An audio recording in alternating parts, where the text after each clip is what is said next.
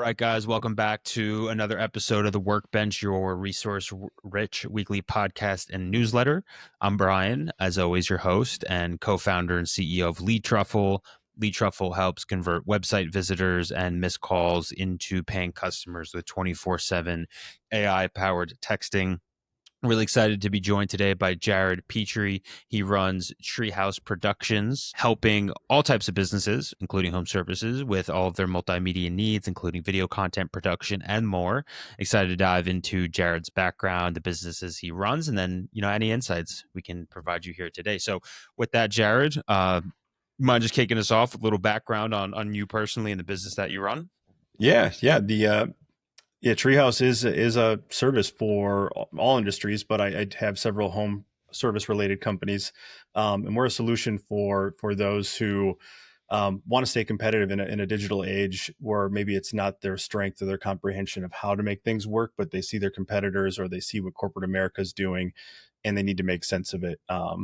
And they really need allies in their corners. So that's kind of where I step in. I started my career as a graphic designer and then through some very unique opportunities, and that was in the manufacturing space. But through all of that, I was just fortunate to, good work and good people that I was able to align myself with. Was exposed to photography and videography, both, the production of it and the editing that led into digital advertising, website management, all sorts of stuff. So I was able to then moonlight kind of. I joke with my circle, we were Gary Ving before it was cool to do that, before he was promoting it. So we would work at our corporate jobs and then we'd go moonlight and apply these things that we learned at night. I did that for over a decade until I broke away and kind of created the space that I'm in now. So that's how it all started anyway. So talk to us more about kind of what Treehouse Productions doing. Are you guys filming TV commercials, videos for social, something else? What are you typically focused on for your clients? Yeah. So there's two real buckets. So some clients know exactly what they want, and I need something to promote for an upcoming campaign, and then we kind of come in and then we storyboard it and we work on with the budget, and we will do everything from not necessarily TV grade production, but everything for website and digital ad platforms, and then we find ways to I call it recycling the content, right? So if it's a core video, then we find ways to chop that up to fit in different platforms to kind of support that the trending search everywhere content, and just so they can be optimized on many channels wherever their audiences are. And we coach them through and what that all means and why they should care and how that can be an impact. We have some clients that just don't know, right? They just need to do something because whether sales are down or what have you. So then we do a deeper dive in the education, but sometimes they don't know what they don't know, right? So I walk them through how the dots can be connected. If it's a video that you think, well, if we push it a little further and you do these other supporting pieces of content. So I wouldn't call it a true inbound system, but you try to go a little bit further. You could call it upselling from our part, but really what we're trying to do is make sure that their dollar is going as far as it can to reach as many people as possible so they can have a positive impact with their audience. Now, in terms of industry serves, I know you're kind of across multiple industries. Can you tell us a bit about kind of who you work with and maybe how that changes per industry? Obviously, our audience is mostly home services, so Mhm. any details or stories from that are interesting. But yeah, I'm more curious about who you typically work with, and then any home services related stuff would be interesting too. Yeah. Collectively, it's everything from startups to large companies. Some of the largest people I've helped are like the Ace Hardwares, Baker Tilly's, Delta Dentals are some big names that people might know. Um, Again, I'm out of the Milwaukee, Wisconsin area, so a lot of these are kind of more regional to Milwaukee, Chicago, Madison area, in the heart of the Midwest. But I have had people all over the country that through connections and people I've worked with in the past. Specifically, right now I have a handyman company that I help with, and he is quite tech savvy. Was in the corporate world himself, and he was kind of stumbling a little bit. Wanted to automate some of his services before he went out and just started hiring people. So started created a CRM system, and he didn't create it, but he implemented one. But then kind of got stuck and didn't really know how to connect the dots on everything from lead gen to lead nurturing. So I came in and helped build a plan for him for a regular content calendar and different campaigns that we could do, and implemented an auto booking feature, all things that would help him automate so he could spend more time providing quality services, but still being able to manage the back end, but still be promotional. We also implemented review using review software and tying that into his website. We're able to more than double his Google reviews. So now he's the number one 5-star Google reviewed handyman in the greater Milwaukee area. So little things like that. Some other like private event planning companies, and yeah, kind of in that home construction space are the people that I help with that are home service related. But it's been in education, manufacturing, um, the professional service industries is probably where I spend most of my time. But if anyone really needed help with any of those things, I would sit down and listen and see if I could help them if they thought I was a good fit for what they're trying to do. In terms of like video, I think video is like I think it's intimidating to a lot of people, but at the same time, like it is quite valuable, it's an easy way to stand out, particularly on social media, because there is a higher cost to making it, and there is a bit of a skill barrier to making it, compared to, let's say, writing something is probably the easiest thing for most people, and then images is probably next, and then videos probably last. There's also the part, people don't always love getting on camera, so there's sort of like a natural barrier to entry there. Like, just from a general marketing standpoint, what do you see as the value of video, as a medium? Yeah, I think it's great. I mean, we all it's the great means how do you get your message across as quickly as possible and still being engaging, right? We are all by nature attracted to the next quick shiny thing, um, and what's flashy and getting your attention. We can all look at metrics on websites, and even what was 3 seconds is now arguably down to one. So we've all heard and everyone's data is a little different, but it's short form, long form. I just got off a webinar today. Neil Patel they were talking about different forms of video content and what triggers. So I think as a medium, you can't deny that the data and how people digest it and which channels they're consuming is video, and it's on all of these channels. But kind of what you're saying, the way I've always broke it down to people to fit budgets and to fit understandings is different tiers of videos, and I break it down based on what it takes to produce. So it's like I have what's called, people in my circle notes, it's A level, B, and C level videos. A level is your evergreen piece. Maybe you're doing one or two of those a year. It's high production. You may have talent, makeup. There's multi-camera. B level is where I like to live. It's multi-camera, multi-light. There's going to be some branding in it, but it's higher churn. Maybe within a couple days to a week, you're getting these professional level videos. Maybe they'll last for a day. Maybe they'll last for a month or two, but you're doing maybe one to a couple a month of those. And then C level is when you introduce and set brand standards for your team. And that could be everything from action cameras to phones. And you're trying to do those as much as possible. So like, that's the mantra of how I try to say like how you need to be producing things. And then we try to work on plans of how can you do that? Because as you all know, we build content for human consumption, and we have to be building content for the algorithms to make sure you are getting your message out at the right time to the right people. Otherwise, nothing's worse than producing a high level video and you have no engagement with it. So we try to counteract that a little bit as best we can too. Yeah, on the engagement side, if I run a HVAC company and I'm talking to an agency and it's gonna be $30,000 for some high fidelity piece of content. That's a big investment. So just generally speaking, like, where do you see video content driving the most return, whether for home services or businesses in general? Where do you see video making the biggest, moving the needle the most?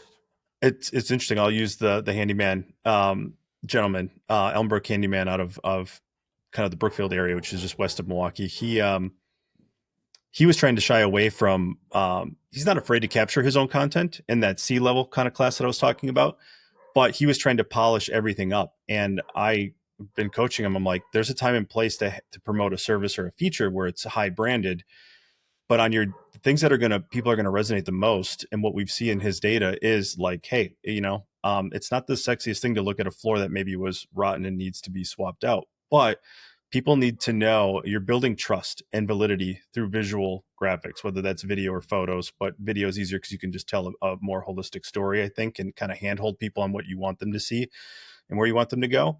But I've really been encouraging him to embrace more of the daily content and what he's doing out in the field. Obviously, like someone like myself, I can work and flex my budget with him to build more videos that are still a high level production value, but not be that higher tier. Um, but encourage him to capture some of these things on his own, and even if then work with people like myself to edit some of these pieces where you're not trying to hide stuff that isn't necessarily presents the best on camera, if you will.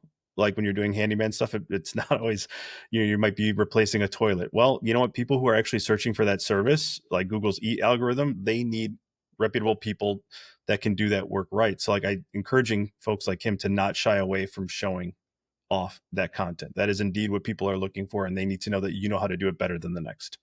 So, trying to adopt more of the user generated content into strategic higher level pieces is kind of what we're working on right now. What would be, because I think people want to shoot, and a lot of people have smartphones, if not an iPhone, and the cameras are better than ever and cheaper than ever, but still it's intimidating. So if you're talking to a business owner and they're like, hey, Jared, I want to get started creating content. I want to post more. I don't know what to post. I don't know how to post. I'm nervous on camera. Like, how would you guide someone just to kind of get started and getting some videos out there?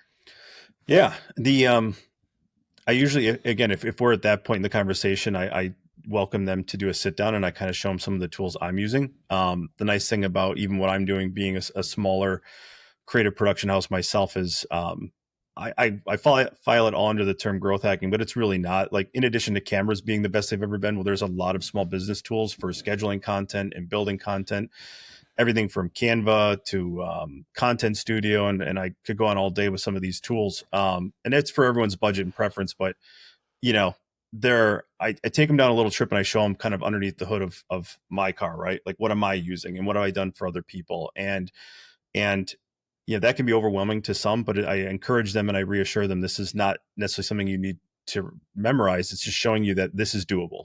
You can afford it, you can do it, and you need to be doing it. And if this still feels good, everything I do with showing people that way, which I know a lot of people I worked for in the past kind of shy away from it, I want to build trust as quickly as possible that not only do I know what I'm doing, but I want them to know that this is within your reach. And even if you want my help, I want you to use me because I'm the right fit, not because I'm locking you or handcuffing you into some greater system that a lot of larger agencies typically do. I want them to feel confident about what they're doing, and this is the right thing they should be spending their time and money on. Cool. What other channels outside of video?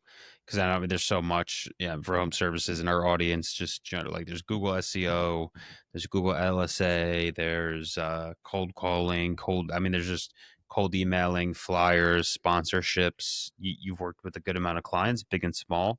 What are some channels that you're excited about and you're seeing good ROI on, or that you think people should be paying attention to? Yeah, it's interesting because if you're a smaller company, right, like it's tough. You hear things like omni-channel and multi-channel, and it's overwhelming, and you're just trying to keep up with your day to day, especially just keeping work tickets filled and customer service, let alone doing the actual job. So, I kind of just start, like, pick one or two. Like when I do ads and content, I'm like, it's easy to start with Meta.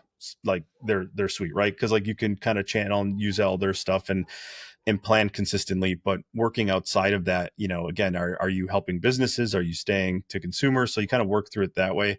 Um, one of the companies I used to help, we did water mitigation, smart home devices. So if you had a leak in your house, it would shut off your water main to prevent water damage.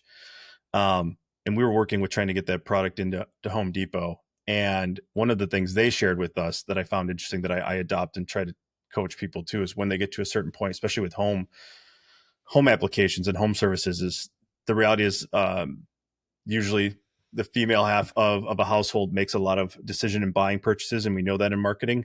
And there's still that Pinterest is kind of a place where they dominate in the demographic side of things, even though the male side is growing.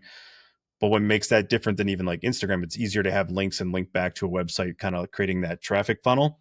But it's a better repository for content and idea generation. So if you're trying to do, interior cleaning or remodeling or decoration services, that's kind of what Home Depot found. And they attributed 30% of their overall growth to being on digital radio and then also being on Pinterest. So there are other channels out there that are performing well and achieving that. But that was something I got exposed to when working with the plumbing division through Home Depot corporate. And I've give them all the credit, but I stole that and run with it. So if people are at a point where they're ready to go on beyond just a typical Facebook type approach, right? Like, I like to put them on channels that are performing that way, that also have the right demographics that they're working for. The elephant in the room, every room, is AI. Building an AI software company and dealing with AI daily.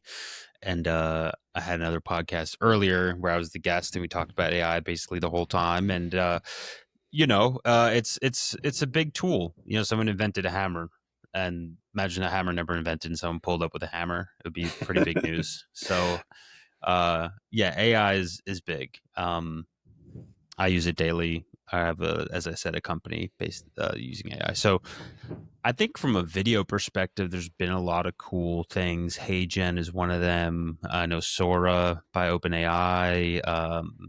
A couple other tools with like the AI avatars. Like, what are you seeing from a video perspective in AI that's interesting? Yeah. I use it more. There's two main areas that I currently use it. One, I use it to help line things up better when I'm editing. So one of the first, we'll call it an AI tool. I don't know if it's flagged as that as not, but in Premiere and like DaVinci Resolve, they now have extensions where if you're short on your visual clip or your audio needs to line up like a background music or something audible. In the past, that would take a lot of time and energy to get everything to line up just right. So some of these tools, by simply dragging and making some minimal edits within a couple minutes, you're lined up. Like Yeah. that is, so you can focus more on the messaging and the graphics and stuff, which I find very helpful. The other part that I spend is not really anything to do with editing. It's the yeah, I take this measure twice, cut once approach to a lot of things. So I use AI to help. What are your competitors doing? What are you doing? What are some of the search terms? I use tools like Answer the Public. What are your people that you're trying to sell to? What are they searching for? I take that and then I put that into AI tools to help write the script and timing and lining visual concepts to it and building that rough draft of a storyboard. It's not replacing ultimately what we're gonna polish up ourselves. But if I can shorten that window and get ideas to people and get them out of our heads and accurate on paper as quick as possible and pitch that and sell that idea, we can get to filming and editing quicker. So like I try to shorten that window down because that usually impresses people. And any frustrations or concerns they have at that point, I can quickly kill by leveraging AI to get ideas in front of them faster. And then plus if they sign off on that, then I know what I need to go film and edit. So I'm not guessing anymore at that point. Yeah. Got it. Yeah. Yeah. Anything we didn't cover, Jared, that you wanted to get to or share with the audience today? A big thing too, like beyond video, is like SXO, the search experience optimization, where it's a hybrid of search engine optimization and and user experience, right? It's more than just making a web browser happy and kind of figure out where you rank. It's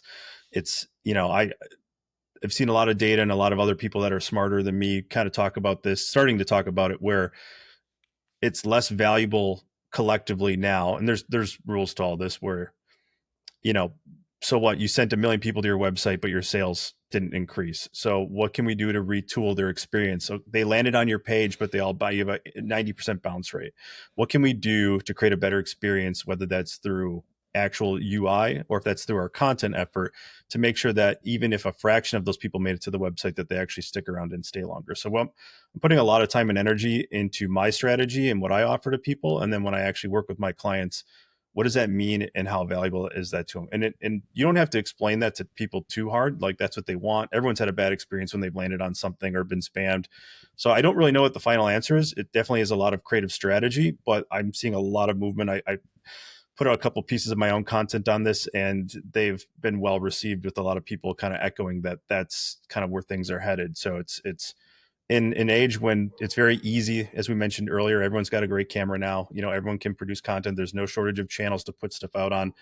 How do you cut through that noise and that distraction and build meaningful content that are actually solutions, improving that you're a trusted authority in that space? So yeah, SXO is probably going to be a rising trend that people put more time and energy into. So that's kind of something that's always on the back of my mind. Heard it here first. SXO. I haven't heard that one before. That's good. That's right. Cool, Jared. For people that want to check out Treehouse Productions or connect with you on social media, where can folks find you?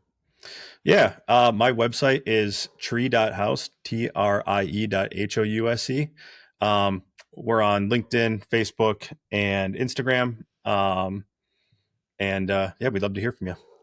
Well, Jared, thanks so much for coming on and talking with us. Yeah. Thanks for having me. It's been awesome. All right. Thank you, Jared. Take care.